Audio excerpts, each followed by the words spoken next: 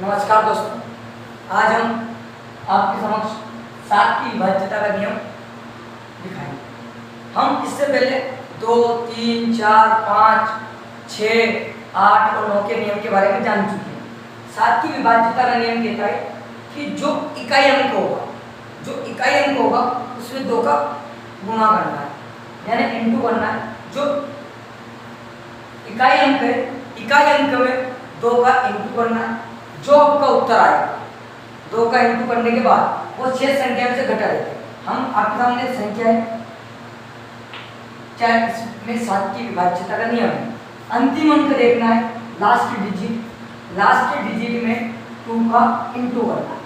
जैसे last digit में 2 का इंटू किया, 6 इंटू 2 12। इस 12 को 54 में से माइनस कर देना, घटाना है। 4 में से 2 है, 2 बचा, 5 में से 1 गया, 4 बचा। 42 जो कि 7 से विभाज्य है, मतलब ये वाली संख्या भी 7 से विभाज्य। आपको करना कुछ नहीं है, जो संख्या अंतिम लास्ट डिजिट है उसमें 2 का इंटू करना है तथा शेष संख्या में जो शेष संख्या बचती है उसमें से घटा देना। मेरे सामने एक और संख्या है 32,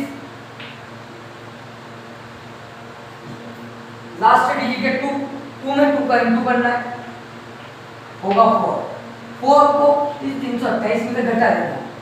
328 में से 4 घटाओगे तो 324 मिलेगा।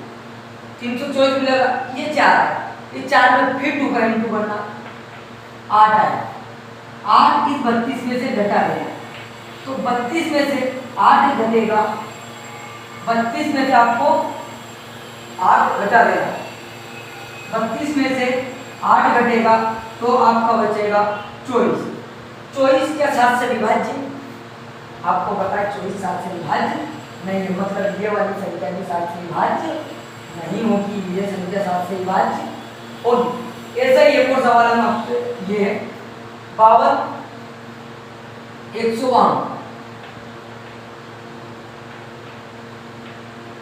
सबसे पहले लास्ट डिजिट जो है उसमें 2 का इंटू करना है, आया 4। क्या आएगा?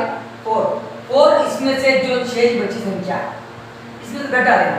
यदि मैं 9 में से 4 घटाऊंगा तो 5 बचेगा, यानी मेरे पास ये संख्या बचेगी। इसमें लास्ट डिजिट 5 है, इस 5 में फिर 2 का गुणा करना। 5 2 जब 10 आता है, 10 इसमें से माइनस करना है, यानी 521 में से 10 माइनस करोगे 11 आएगा। यहाँ लास्ट डिजिट 1 है, इस 1 में फिर 2 का इंटू करना, 2 1 जा 2। लास्ट जो शेष बची 51, इस 51 में से 2 को माइनस करना है तो आएगा 49, जो कि 7 से विभाज्य। मतलब ये पूरी संख्या भी 7 से विभाज्य है। तो 7 की विभाज्यता का नियम, जो अंतिम अंक हो उसमें 2 का इंटू करना है तथा शेष संख्या से उसको घटा देना है। अब अपने पास एक और सवाल यह है,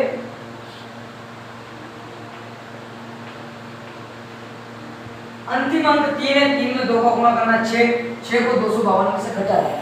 यदि 6 252 में से घटाओगे तो आपका बचेगा 596। 3 में 2 का गुणा करना है, 6 को 552 में से घटाना है तो आपका आएगा 596। यहाँ अंतिम अंक 6 में फिर 2 का गुणा करना है, आएगा 12 को इस 54 से घटा देना है, यानी कि 54 माइनस 12 आया 42। 7 से विभाज्य, मतलब ये वाली संख्या भी 7 से विभाज्य।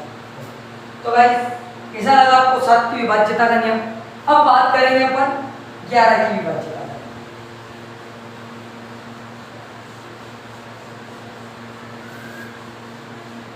अब हम 11 की विभाज्यता का नियम की बात करेंगे। 11 का जो नियम है,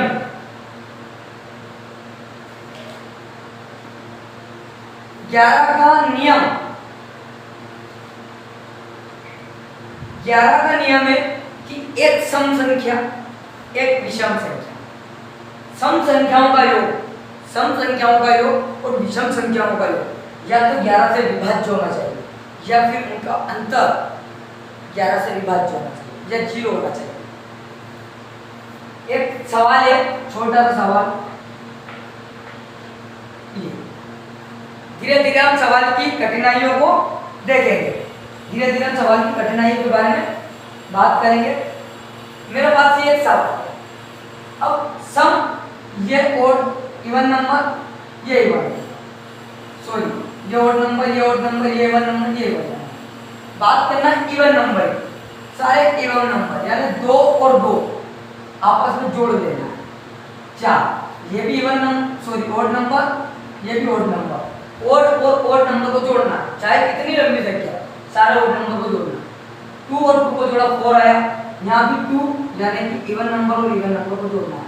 2 और 2 4, या तो इनका अंतर 0 होना चाहिए, या तो इनका अंतर 0 होना चाहिए, या इनका अंतर ऐसा होना चाहिए जो 11 से डिविजिबल या विभाज्य, या तो इनका अंतर 0 होना चाहिए, या एक ऐसी संख्या होना चाहिए जो कि 11 से विभाज्य। हम आपके सामने एक नियम है, एक और संख्या 121 लेते हैं। 1 सेकंड के लिए अपने को यह नंबर नहीं पता है, आपको केवल ओड नंबर देखना। ओड क्या, 1 और 1, 1 और 1 को जोड़ोगे तो क्या आएगा 2। इवन नंबर केवल 1 है, इवन नंबर भी 2 और 2 इनका अंतर जो 0, तो यह संख्या भी विभाज्य होगी। एक और संख्या है,